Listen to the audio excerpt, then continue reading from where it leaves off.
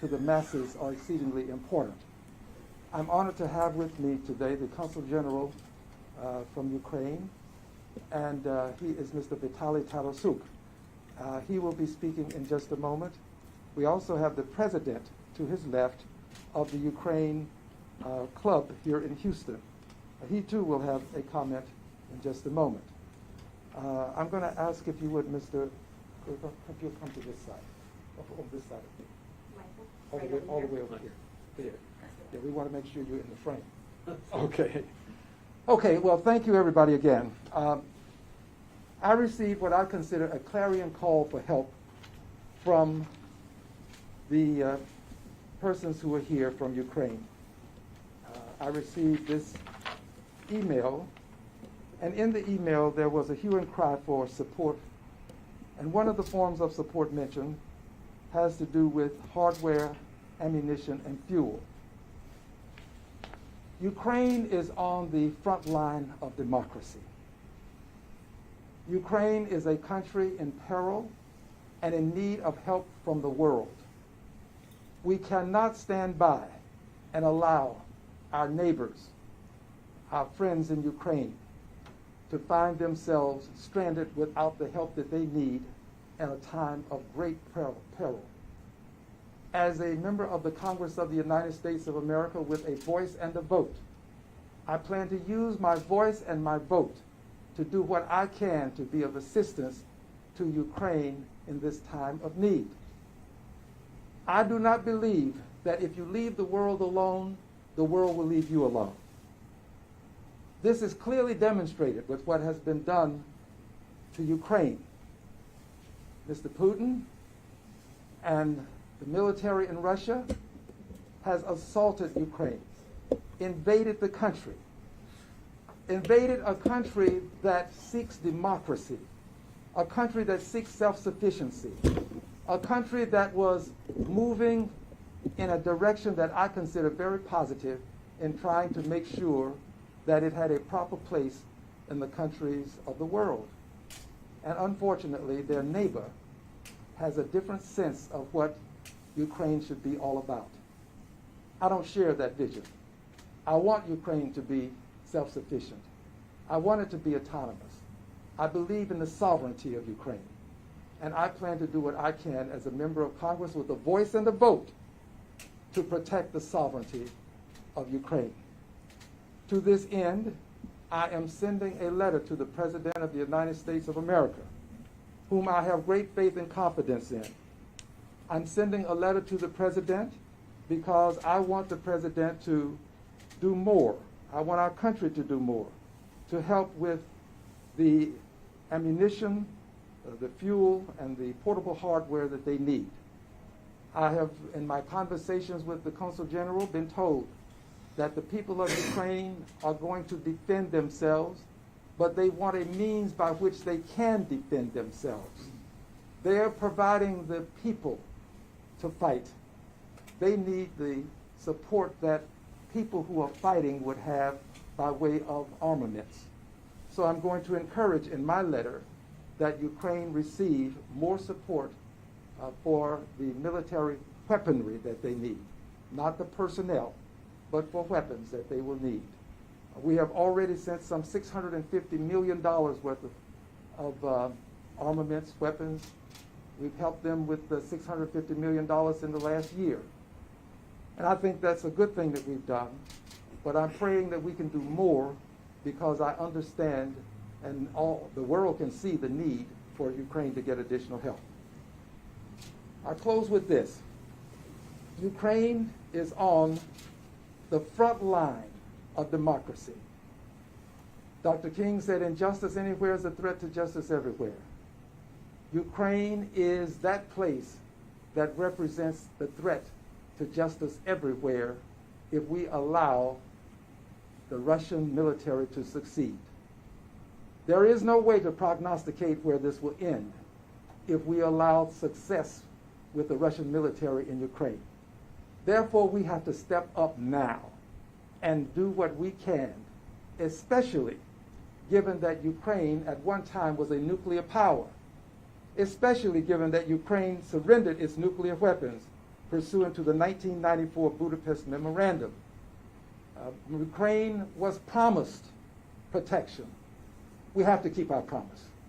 We have to stand by the words that we accorded Ukraine in exchange for Ukraine surrendering its nuclear weapons. I am a person who would like to see a nuclear-free world. And because I want to live in a nuclear-free world, I applaud Ukraine for what they did. And I want to be able to applaud the nations that promise to support Ukraine in a time of need such as this. I want to be able to applaud us for what we will do to help Ukraine through this time of great peril, when not only are buildings at risk of being destroyed, and they are, not only when the country can find itself with its economy ravished, and it's likely to be done, likely to be literally obliterated, the economy of Ukraine, but also at a time when the lives of women, men, and especially babies are at risk. Babies ought not find themselves waking up one morning with missiles and bombs landing in their yards. We have to do all that we can to stop this. And I'm going to make that appeal to the President. I have the letter that I will be sending to the President in my hand. I will not read it now, perhaps later. I won't read it now because I think the President should read it before I present it to the press. But at a later time, we'll make known what's in it by reading it to you if it becomes necessary. But I assure you that we are asking for the additional assistance that Ukraine has requested. I'm asking and joining them with the request. With this said, I'm now going to yield to the Consul General, and thereafter we will hear from the President of the Ukrainian Club. Mr. Consul General.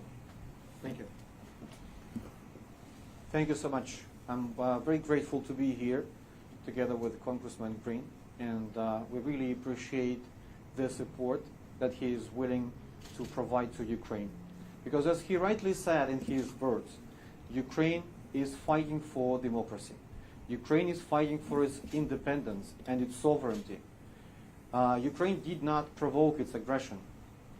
Ukraine doesn't have to pay a huge price for defending democracy in Europe. I think all of the Ukrainians deserve support of a free, loving nations like the United States and countries in Europe. The war in my country is ongoing for 8 years already. Russia attacked Ukraine in 2014 by attempted annexation of Crimea and occupation of eastern parts of Ukraine. This year, they just took it to the new level, attacking the whole country in multiple locations. And as Congressman said, kids, families, they wake up to the explosions in the residential areas in the capital and in many other cities around the country. People wake up to explosions, to bombs, and even in the capital, some rural buildings are already destroyed. People can see tanks moving towards the capital. So we are living in the 21st century now, but it looks like we feel ourselves like living in the 20th century, when some of the powers in Europe could decide that they could take some other country by force. I think we should not allow such things happen again. As the Congressman rightly said, we are fighting for ourselves, and we can defend ourselves, but we need all the support that we can get to defend ourselves. And for that, we need, of course, more weapons, fuel, equipment for our military. We also need tougher sanctions against the aggressor. We have to disconnect Russia from the global world so they can feel the pain for the aggression. We also need financial assistance to support Ukraine's economy that is being challenged by the aggression, and it's difficult to fight and to do business at the same time. That's why at this time we need financial support as well. But also people of Ukraine, they need humanitarian assistance. because we already have more than 200 people dead, among them also children, elderly people.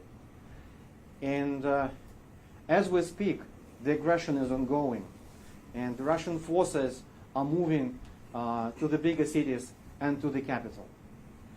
That's why we really would appreciate any assistance that we can get. We appreciate the United States support. United States is a security and strategic ally of Ukraine. But at this time, I think every further effort should be done to support my country in defending its freedom, democracy, sovereignty, and independence. God bless United States, and God bless Ukraine. Thank you. Congressman Green, thank you very much for inviting us here today to express our concerns. I am president of the Ukrainian American Cultural Club here in Houston. I get calls by the hour from members, from people in the community, from Ukrainians, saying that they're getting calls from people back home, saying that they're ready to fight, they're ready to take arms. Even the military does not have enough ammunition, weapons, and fuel. This is what we're asking for today. We're asking for a Berlin-style airlift of equipment today, tonight, not tomorrow, not a week from now, of equipment. People are still trying to defend their homes. That's what we're asking for. Some members, I have very good friends in Kherson. They are fleeing from their home because the Russians are coming from Crimea. They cannot. They've worked there all their life. They're young. They're people in their 40s. They only know a free Ukraine. So that's what we're asking for. Thank you very much for this opportunity to speak with you and meet with you today. Thank you for your support. We very much appreciate it. We appreciate you, and thank you as well. Thank you. There was a mention of financial support and humanitarian aid. I did not include this in my letter, but I shall include the letter in the letter. I shall make the amendment to the letter to include the very language associated with financial support and humanitarian aid. Humanitarian aid, because the United States is known globally for our financial aid, for humanitarian effort. We've gone to distant places and we've helped people who many thought we should not help because of who they were, but we do it. So we want to give humanitarian aid, and I think we need to help them with financial support. It's not enough to say we'll guarantee a loan if they cannot get that loan properly negotiated through some lending institution. So I think we should do what we can to provide financial support as well. And finally this, friends, this is about human beings. This is about people. The land is important to everyone, but the people are the reason we should be doing this. This is about women and children and people who were trying their best to have a destiny free of war. We cannot sit on the sidelines as war is going to move through a country that did not provoke this war. So we've got to do what we can to be of assistance. And with this said, I will take questions from the press. Congressman, how would you address concerns that Putin has threatened to impose consequences on anyone intervening in this? I believe that the United States of America has been a leader in the free world for reasons associated with taking on the challenges of those who would say that there are consequences. We can't let history show 100 years from now, when those who look through the vista of time upon this time, we can't let the record reflect that we allowed a country to be devastated and taken over by another country. If we do, not only will history not be kind to us, but also we don't know where it ends. It didn't end with Ukraine. We thought that Crimea might be the end, but it didn't end with Crimea. Now it's all of Ukraine. Nobody can prognosticate what's next because you have a person who has unlimited power in his country. It's not a democracy. Ukraine was a democracy, a growing democracy, a democracy about to blossom. We cannot allow it to be taken over by a strong man. We can't.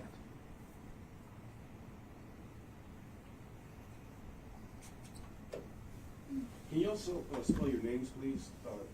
I know I'll give you a card. Okay, We'll I have your card. but- I'll give you a Yes, card. sir, please. Okay.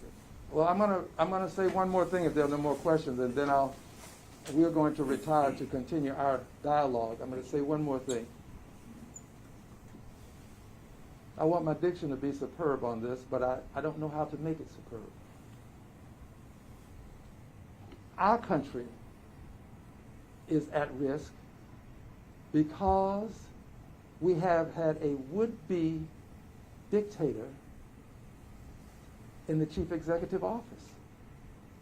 And if this dictator in Russia succeeds, there are going to be people who are going to say, we want a strong man in office. That would be the wrong thing for us to conclude. That would be the wrong thing for us to conclude. We've got to protect democracy here by showing people that democratic governments can respond to a crisis and can be of aid and assistance to people who are in peril in distant places. Democracy here succeeds when we show that it can be of an aid to people in distant places who are in need of help. Remember, the notion that if you leave the world alone, the world will leave you alone is just not true. That is false. The world has a way of finding its way to your doorstep, and we must make sure that when it does, we are prepared to continue to provide aid and comfort for those who need it. We plan to, I believe, provide aid and comfort and the help that Ukraine needs during this time of crisis. I thank you one and all. Oh, we have one more question. You said that the Ukrainians need financial support Yes. and humanitarian assistance. Yes. Is there anything we can do here in Houston? Well, I have, in times past, whenever we've had a crisis, we have seen persons step up with humanitarian aid by way of the necessities of life, to get those necessities of life to people who need them. In a war-torn country, however, it's a little bit more difficult than a country that's been hit by a hurricane or a country that has had an earthquake. It's a bit more difficult. But as we progress and as we find the need and we find the means by which we can satiate that need, we will keep the public informed. And there may be a time, at a later time, for persons to help with that type of humanitarian assistance. But for now, we are going to depend on the government that is the richest and most powerful in the world to provide the humanitarian aid and assistance just for now. But there'll be a time, I believe, when people can pitch in as well. That's my belief. And I speak as a member of Congress who has a voice and a vote. And I'm going to represent the people not only in my district, but in this country with my voice and my vote. I have a question for the Consul General. Yes. You asked for more sanctions. Yes, I don't know that's if you've true. heard it in the last hour or so. Putin and Lavrov, the EU and the US have now frozen their assets. What more sanctions are you looking for? We very much welcome the move that was done by the White House, by this administration, but also by our allies in Europe. But we want more sanctions on Russia's financial sector. We want the SWIFT sanctions, so-called, to be implemented. So the Russia cuts off from the SWIFT system. So that's also important, that they will not be able to finance the war they're waging against my country. So there are other sanctions that we would like to have in place. But also we want them kicked off from all of the international fora they're in right now. So they will not feel themselves comfortable waging a war and still pretending to be a normal country. Thank you. Thank you. Do you feel it's got to be difficult being half a world away and trying to get help for your country? Well, it is not difficult. Difficult, it is fighting right now the Russia's aggression. We're trying our best here, the whole diplomatic front that we have globally. We're trying our best to first tell the truth about what's happening in my country, and then ask assistance and what's really needed to Ukraine right now. So our job is not that hard as fighting the actual war. So, but we here feel ourselves very welcome in Texas, in Houston, and we really appreciate the support of the community that we receive. Thank you. And I would add this. It may be difficult for citizens to do it, for people to do it, but it's not going to be that difficult for the United States of America as a government to do it. This government has the best planes, the best ships, the best strategists, and we can get that help, that aid into the people that need it in Ukraine. So the appeal now is for the government to take action. There will be a time at a later time when citizens can take action. And I want citizens to be prepared to help. But now is the time for our government to step up to the plate. Remember, Ukraine had an agreement with a promise. We have to honor the promise. They surrendered their nuclear weapons. We ought to honor our commitment to provide them with protection in a time of need such as this. And they're asking for armaments. They didn't ask that we send in the military. They want the things that they can use to fight for themselves and fend for themselves. And we should help them with these things that they need.